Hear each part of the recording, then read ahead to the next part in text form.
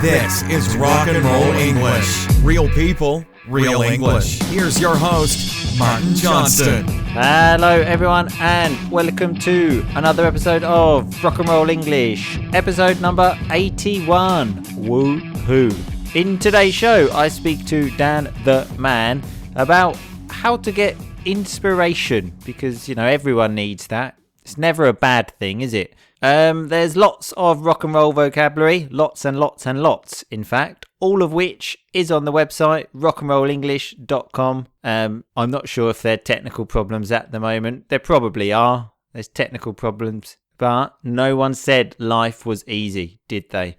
Okay, we have to fight people. Anyway, I will stop talking rubbish and let you listen to the conversation with me and Dan the Man. Happy listening. Dan the Man, how are you today? I'm great. How are you? Fantastic, Dan. Always fantastic. Has anyone fucked you off in the last week? You have a couple of times, but yeah. Well, that's normal. That's a normal week, isn't it, Dan? Yeah. What about you? Just you. We only talk to each other, don't we? Well, that's it. Yeah, I don't really speak to anyone else. Anyway, Dan, how do we start the show? With a review. Oh, yeah. Again, I'm not going to ask you because I know you know, and I only ask you when there's the possibility of making you look stupid. I didn't actually know, but Well, I guess did. we have one. You did. Okay, so it's a Facebook review. Remember, Facebook reviews are welcome. And it's from Kurt Espinosa. I took a chance with that. I think that might be correct pronunciation, Dan. Yeah, it sounds right. Well, that's it. Okay, so here we are. Rock and Roll English will change your view about learning English as a new language or mastering it. Martin, in my opinion, is a very good teacher. And Dan compliments him very well, to say the least. You got a compliment as well there, Dan, Yeah, but you're happier with your compliment, aren't you? Well, it's like, do you know when you're a child and it's like your brother's birthday and then they buy you a present as well just to keep you happy, like a little present. It's very much a similar kind of thing there. Yeah, I think you're right, actually. Yeah. You got a little present as well, Dan. You're happy, I'm happy, everyone's happy, so let's continue. Their conversations give you good exposure to the language as they are just witty and full of banter like typical friends. Thus, this is a very natural way to learn conversational English. I remember how one day I started listening to one of their podcasts but ended up listening and catching up with all the other episodes in no time. 2 rock and roll phrasal verbs there, Dan. Ended up. What does that mean? To finish. Not really, dictionary, Dan. Come on, Dan. We need you more awake, okay? It's when you don't want to do something, but then you do it in the end. You ended up doing it. It was not his intention to listen to all of them, but that's what he ended up doing, Dan. Okay, yeah. Thank you. And catch up is when you are behind with something and then you have to do extra work, let's say. So, if you were to ask me, what's the best English podcast out there? Well, this is it. Go and find it for yourself. Keep on rocking. That's a good review. That is a absolutely rocking review. Thanks a lot for that, Kurt. Anyway, Dan, what's my next question? What are we talking about today? And what is your answer to that question? I don't know. Oh, it's a shame. Have you? You haven't told me, have you? I actually haven't this time, so you do have an excuse. So, Dan, I was looking for inspiration for what to do a show about because it's not easy, this creative mind. I know how sort of artists felt like, Van Gogh, or whatever his name is. You're comparing yourself to Van Gogh, yeah? Or whatever his name is. Very similar work. So, I was looking for inspiration and I thought, let's do a show about how to get inspiration. Okay. So that's what we're doing, Dan, okay? So I got this obviously from a ridiculous website and we're just going to go through the points and have a chat about them, Dan. Can you handle that? Big time. So remember I said there, can you handle that? It's like, can you do that? And Dan's response, big time, is a very nice way to say yes, basically. So let's go. So number 1 is go for a walk in nature, Dan. So do you like walking? Yeah. Who doesn't like walking? Well, I don't mind walking, but I need a destination, Dan. I don't like the term let's go for a walk because it's just annoying, isn't it? You think, are we turning left? Are we turning right?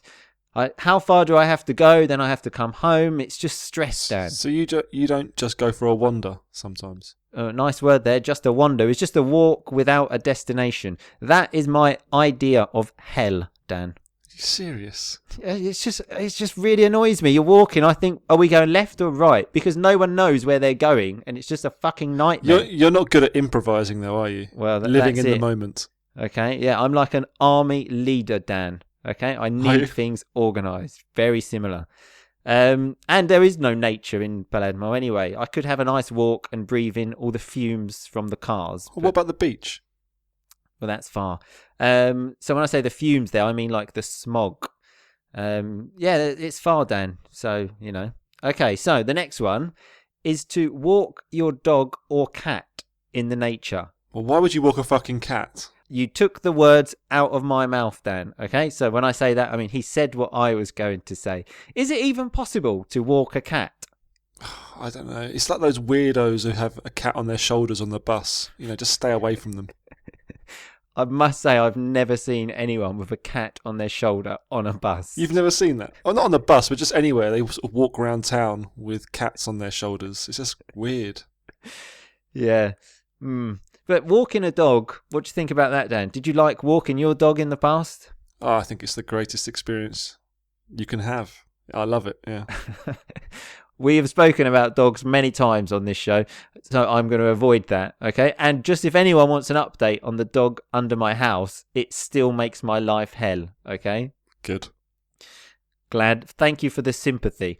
Okay, so another one is to practice yoga in a nearby park. So when I say nearby, I don't know why we say that, because it's the same as saying a park that's near, isn't it?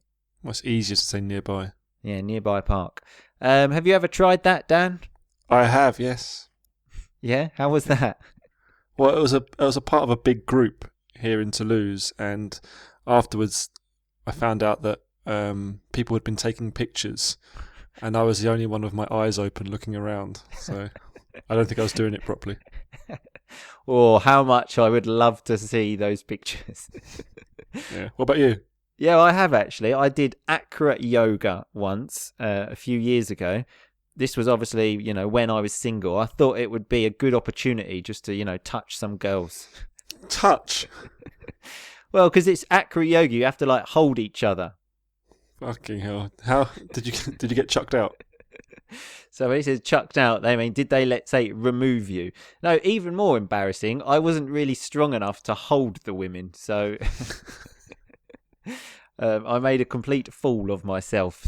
So to say that is to say I made myself look completely stupid. I didn't realise that's why you went to yoga. A few years ago when you told me about this, I thought, oh, Martin's a bit cool. He's a bit different. Didn't realise you're just going there to perv over women.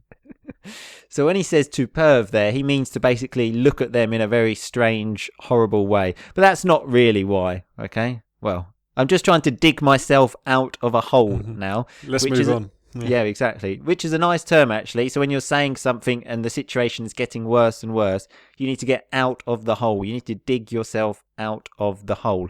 Although, talking of strange looks, that brings me nicely onto the next point.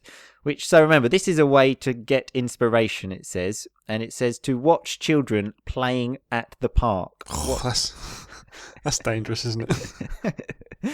Exactly. You'd probably get arrested for that. And then I actually thought about this, and I remembered once when I was living in Rome, and I actually did this. Well, I went to buy an ice cream, and then I went to buy an ice cream. I sat down on a nice bench, and there were some children playing, and I watched them. And then I just noticed the parents looking at me, sitting on my own on a bench, watching children licking my ice cream. And yeah, I got some very strange looks, let's say. So you wouldn't recommend it? Not really, because they think you're a pedo. What's a pedo, Dan? A paedophile. Yeah, which isn't a nice thing. That's adult that does horrible things with children. But it's important to know this vocabulary, Dan. But I also thought about that story, and I thought, what has the world come to, Dan? I was just enjoying an ice cream, enjoying the sunshine, and watching some children play. What is so bad about that? Okay. Yeah, I don't know. It's weird. I think the world is a Crazy place now, Dan. Okay, crazy place. So you want to go and watch children play? It sounds ridiculous, but it's nice when I watch. Yes my or no? niece, Yes or no? When I watch my niece play, I enjoy it. That's different. You know your niece. I'm asking you, yes or no? Yes or no? Do you want to go and watch strangers' kids play? I enjoy watching children because the happiness is infectious, Dan. Okay, and I'm a happy person, not like you. Why don't you just go and get a dog? Oh yeah, all right. Good joke, Dan. Good joke. So another one is to go outside and draw a picture. Okay, have you ever done that? I used to like drawing when I was a kid. Oh yeah, I remember in school actually. You used to think you were quite good at drawing, but you were actually really shit. I never thought I was good. I was definitely better than you though. Oh, I never thought I was like Van Gogh. Or is it Van Gogh or Van Gogh? Van Gogh. You've mentioned him twice now. Are you reading a book or something? No, I'm not reading a book. It's just we're talking about artistic stuff like meditation and that's the only artist you know? that's the only artist I know. Exactly. Good point. Anyway, I do actually have a very good story about drawing a picture outside. This was not me, though. I must emphasize this. A friend of mine, let's call him Mike, okay, was living in New York, and there was like a free drawing course in Central Park. And my friend went because he knew the subject that the people were drawing was a naked woman. Fantastic. Such an American thing, isn't it? Like, come along, man, to this drawing, and we're going to draw a naked woman in the park. And you're just like, oh my God. Anyway, so my friend went there. They started drawing, and he obviously, first of all, focused on, let's say, the knockers. What are knockers, Dan? Breasts. Yes. The thing that women have that men don't have.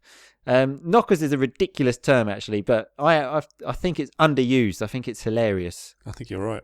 Well, there you go. I'm bringing it back, Dan.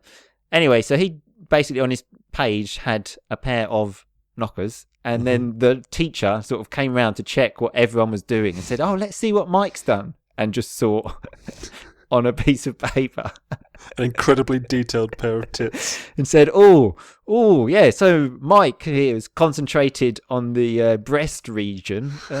Well done, Mike." How many people were in the park? Well, Central Park, there's always people, but in the drawing class, he said there were about 10, I think. Yeah. But remember, it was not me, okay? Yeah, I don't know. I think that's strange. I wouldn't do that. No. I would just stand behind the artist staring at the naked woman. That is a good plan, actually, Dan. Yeah, I'd feel very uncomfortable drawing a naked woman. Yeah, do you have to just say, like, can you just move a bit? Can you just... Yeah, exactly. Very, very awkward, which is sort of embarrassing. So another one is to write a bucket list. What is a bucket list, Dan? It's a list of things that you want to do before you die. Yes, exactly. Well, I don't have a bucket list, but I was thinking anything similar to a bucket list, and I thought about your list of New Year's resolutions, Dan. How are they going? I know snowboarding was one, and that's been ticked off the list, no? That has been ticked off the list, yes. What does it mean to tick something off a list, Dan? To mark it as done. Complete. Yes, exactly. So what else are we missing to complete this list, Dan? There's quite a few. Nothing really has developed too much yet, but I want to do a Tough Mudder is one of them, and I could list them all out if you want, but what's the point? No, I'm already bored, to be honest with you. So a Tough Mudder is like this thing that strange people do at the moment of like, how do you explain it, Dan? It's a race where you get covered in mud and do obstacle courses. I'm sure Dan's just going to touch some women. Yeah, correct. Okay, anyway, we'll move on to the next one before we get you in any trouble, which is watch Planet Earth DVDs to experience the beauty of forests, oceans, jungles. My question to this is watching a DVD really experiencing a jungle? It's funny you should say this, because I read the other day that apparently watching Planet Earth gives the same benefits to you as doing meditation. Wow. Where did you read that, Dan? I can't remember, but I saw it somewhere. I think you might have dreamt that. It seems very strange to me of just watching a DVD can be sort of so good. Just go on Google Images. Is that the same? Well, no. Have you seen Planet Earth? I don't think so, no. Give it a watch and then come back to me. Okay, nice term there. Give it a watch. It's just to say watch it, but in a sort of nicer way, let's say. Okay, so I've got another one, Dan, here, which says, ask someone you love what they consider to be the most important thing they've ever learned. And obviously, Dan, you know I love you. So I thought I would ask you, what's the most important thing you've ever learned? What's this got to do with creativity? It's not creativity, Dan. It's inspiration, okay? So maybe you can tell me something now which will inspire me and change the rest of my life. Well, firstly, you throw me off because you said you love me. Rock and roll vocabulary there when he said you've thrown me off. It's like you've confused me. You've disturbed me. And well, I do love you, Dan. I show my love in a different way, I must admit. But of course I do. How much do you love me? Well, let's not get ridiculous here now, Dan, okay? I've said it. Let's accept it and move on. I would say when I learnt the benefits of reading. That is so shit. That must be the most... All right, fucking clever clogs. What about you? Did you just say clever clogs? I did, yeah. So that's a term that generally people use when they're about 5 or 6 years old to the clever person in the class, the intelligent person. But Dan obviously still has the brain of a 5 or 6 year old, so that's why he uses that vocabulary. No, I'm talking to someone with the brain of a 5 or 6 year old. Sure. Most important thing I've ever learned. Learnt. We're not American. Good point. I would say when I found out, the dessert, tiramisu, mm-hmm.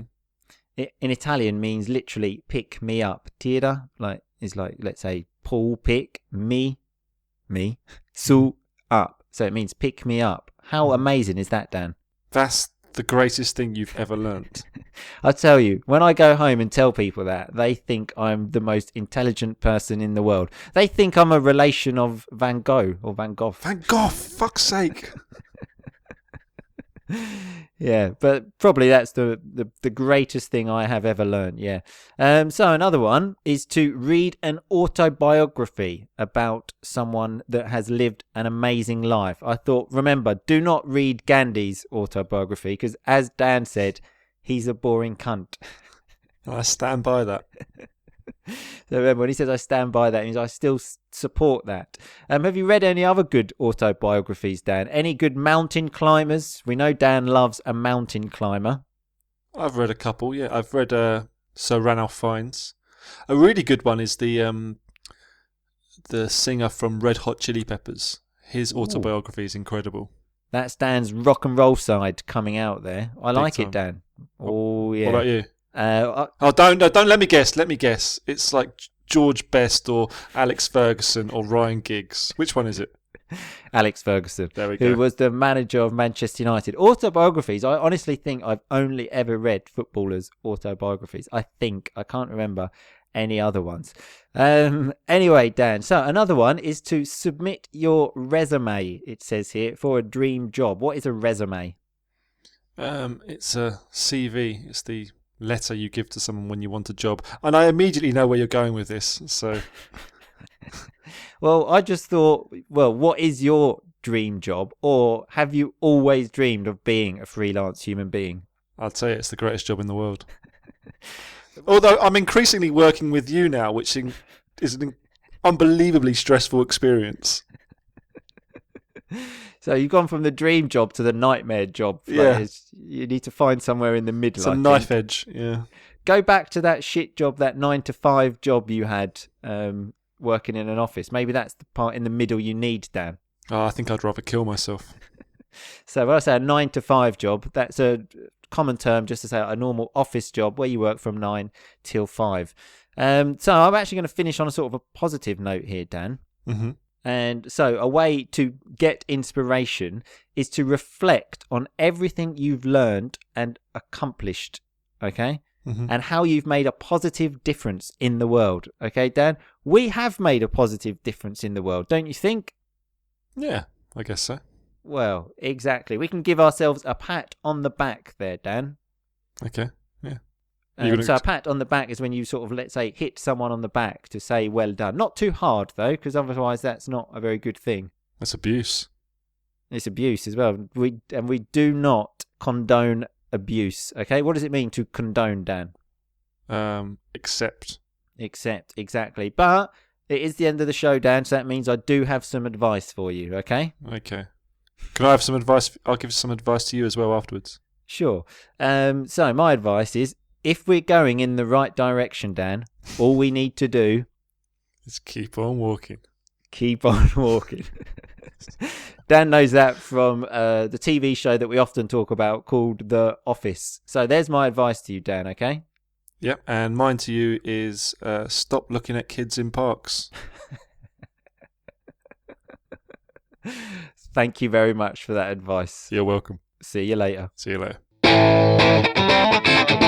Okay, so that was Dan the Man and me speaking about how to get inspiration. So let's look at some of that rock and roll vocabulary.